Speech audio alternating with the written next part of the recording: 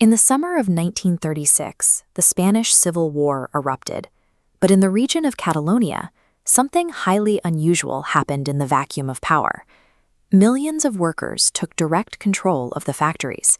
Peasants collectivized the agricultural land. For months, a major European society operated entirely without bosses, landlords, or a state. Watching modern political coverage, you would assume that removing the government leads immediately to societal collapse.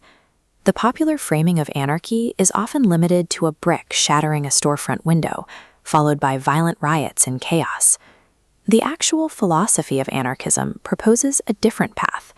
The word itself comes from the Greek anarchia, which translates to without rulers. It is a political tradition focused on building cooperative, highly structured order without relying on coercion. Instead of a top-down chain of command where a few individuals dictate the actions of the majority, anarchism flattens it out. It argues that human beings can organize their lives through horizontal networks, where decisions are made collectively and resources are managed by the people who actually use them. Abolishing the coercive force of the state creates a logistical vacuum. Without a central authority to issue commands, the responsibility for paving roads, harvesting food, and ensuring survival falls entirely onto the local community. Following the French Revolution in the late 18th century, a pattern began to emerge. The monarchy was overthrown, but it was quickly replaced by the Reign of Terror and the rise of Emperor Napoleon Bonaparte. For early radical thinkers, this showed that simply swapping out the person sitting on the throne doesn't dismantle oppression. By 1840, a French philosopher named Pierre-Joseph Proudhon became the first person to openly call himself an anarchist. He observed that the apparatus of the state, along with the exclusive ownership of private property, functioned as mechanisms to exploit the labor of the working class. This realization triggered a fracture within the 19th century socialist movement. On one side, Karl Marx argued that the working class needed to seize the state and use its power to transition to a communist society. On the other side, the Russian revolutionary Mikhail Bakunin keenly opposed him. Bakunin warned that Marx's proposed dictatorship of the proletariat would turn against the very people it claimed to liberate. He argued that the mechanics of state power are inherently corrupting, and that a workers' state would quickly devolve into a tyranny run by a new ruling class of bureaucrats. This became the dividing line between statists and anarchists. The anarchist position is structural. It rejects the seizure of state power entirely because the machinery of the state is specifically engineered to dominate and control. During the 1917 Russian Revolution, the theoretical split between Marx and Bakunin transformed into a physical conflict. Anarchist militias in Ukraine initially allied with the Bolsheviks to dismantle the old Tsarist regime and defeat conservative forces. Once the Bolsheviks, led by Vladimir Lenin and Leon Trotsky, secured control of the centralized government, they turned their weapons on their former allies. The new Soviet states suppressed the decentralized anarchist networks, viewing their self-management as a direct threat to party authority. Watching this shift from afar, another Russian intellectual, Peter Kropotkin, offered a different path forward. Kropotkin was a geographer and naturalist. He challenged the popular Victorian scientific consensus that brutal competition was the primary engine of evolution.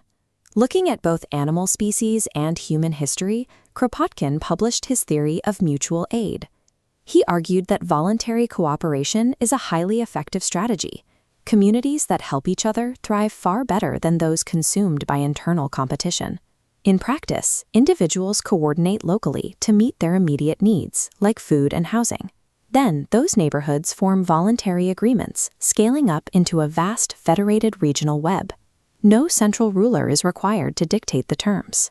Squeezed between the hostile forces of capitalist governments and authoritarian communist regimes, the anarchists largely abandoned their traditional military campaigns. Instead, they focused their energy on building these grassroots cooperative structures to ensure their own survival. This strategy is known today as prefigurative politics.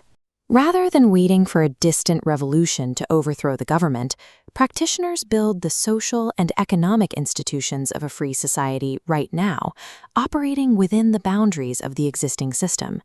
You can see this approach in modern protest movements. During the 1999 protests against the World Trade Organization in Seattle, activists bypassed traditional leadership structures entirely. They utilized decentralized affinity groups, small, autonomous teams that communicated and acted without taking orders from a central command. This extends far beyond protests.